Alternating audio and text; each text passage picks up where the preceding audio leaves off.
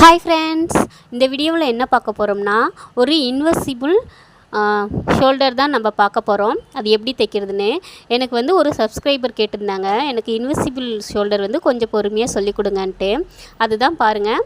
இப்போது நான் already back stitch பண்ணி திருப்பி வச்சுருக்கேன். இப்போ பார்த்திங்கன்னா ஃப்ரண்ட்டு தான் நம்ம தைக்கிறோம். ஃப்ரண்ட்டு பார்த்திங்கன்னா இந்த மாதிரி மெயின் கிளாத்தில் லைனிங் கிளாத் மேலே போட்டு இந்த மாதிரி தையல் போட்டு வச்சுக்கோங்க.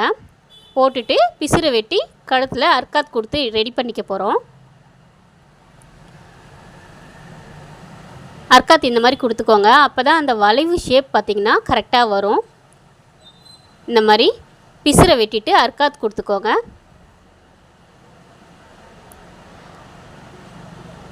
நெக்ஸ்ட்டு பார்த்திங்கன்னா பேக் தட்டு எடுத்துக்கோங்க. பேக் தட்டில் ஆல்ரெடி நான் அடித்து திருப்பி ரெடி பண்ணி வச்சுருக்கேன்.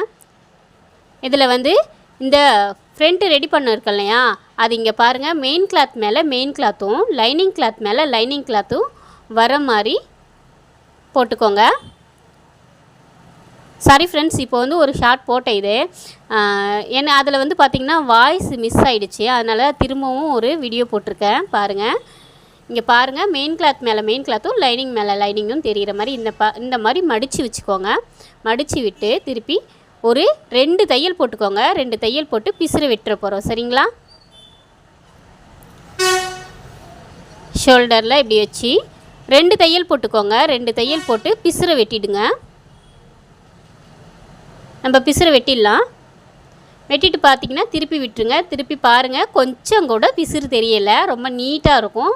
மறுபடியும் ஒரு டைம் சொல்கிறேன், நல்லா கவனமாக பாருங்கள். இங்கே பாருங்கள், ஆல்ரெடி ரெடி பண்ணியிருக்கேன். ஃப்ரண்ட்டில் இதுக்குள்ளே இந்த பேக் தட்டை வச்சு லைனிங் மேலே லைனிங் இருக்கணும், மெயின் கிளாத் மேலே மெயின் கிளாத் இருக்க மாதிரி வச்சுக்கோங்க. இந்த மாதிரி திருப்பி விட்டு நேராக 2 தையல் போட்டுக்கோங்க.